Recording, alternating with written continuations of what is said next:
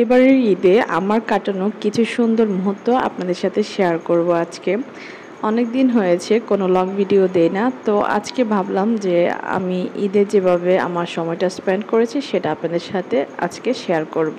যদিও ঈদ শেষ হয়েছে অনেক দিন হয়েছে, আর এই কয়েকদিনের মাঝে কিন্তু আমি কোনো লং ভিডিও আপলোড করি নাই, তো ভাবলাম আজকে একটা লং ভিডিও আপনাদের সাথে শেয়ার করি খুবই সংক্ষিপ্ত আকারে। তো এই ছিল হচ্ছে আমাদের কলিগদের ঈদের আগের বর্তা পার্টি। আমরা সব কলিগরা মিলে হচ্ছে আমরা প্রতি মাসে একটা বর্তা পার্টির আয়োজন করি। এখানে হচ্ছে আমাদের কলিগরা সবাই যেটা যে পারে সেটা নিয়ে আসে। আর ঈদের ছুটিতে হচ্ছে আজকে বাড়িতে যাচ্ছি।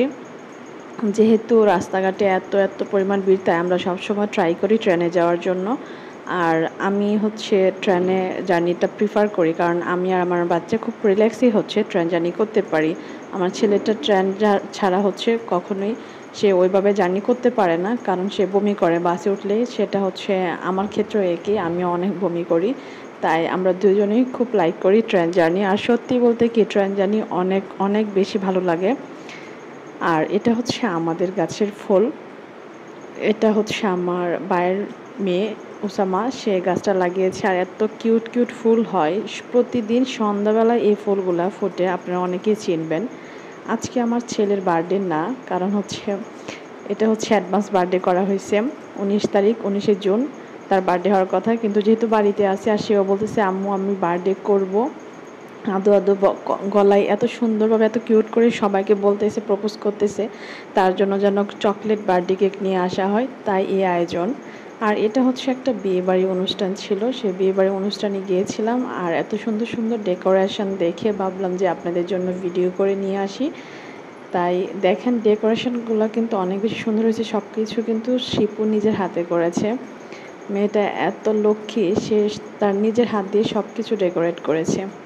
এত সুন্দর ডেকোরেশন সে পারে, আমি আর আগে জানি না, আজকে ফার্স্ট টাইম দেখলাম। এখানে আমার বাবুটা গিয়েছে শিপুকে বলতে, শিপু তাড়াতাড়ি চলো, মামুনি আমার জন্য হচ্ছে কেক নিয়ে আসছে, তুমি তাড়াতাড়ি বেলুন দিয়ে সব ঘর সাজিয়ে ফেলো। এটাই সে এখানে বলতেছে। আদো আদো গলায় এত সুন্দর করে সেই কথাগুলো বলে, সবার মন কেড়ে নেয়। মাশাল্লাহ, সবাই কিন্তু মাশাল্লাহ বলতে বলবেন না, ঠিক আছে। আর এটা হচ্ছে কোরবানির মাংস দিয়ে আলু দিয়ে রান্না করা। এটা হচ্ছে আমি যখন ঢাকায় চলে আসি তখন এটা রান্না করি।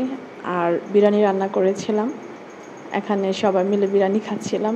এই প্রিপারেশানটা করেছিলাম, 5 জন ছিলাম। আর সবাই মিলে হচ্ছে বিরিয়ানিটা অ্যাকচুয়ালি বাসায় করে খেলে অনেক বেশি তৃপ্তি সহকারে খাওয়া যায়, যেটা হচ্ছে বাহিরের বিরিয়ানি খেলে কিন্তু আমি এতটাও তৃপ্তি পাই না। যাই হোক, বিরিয়ানিটা অনেক বেশি ইয়াম্মি ছিল।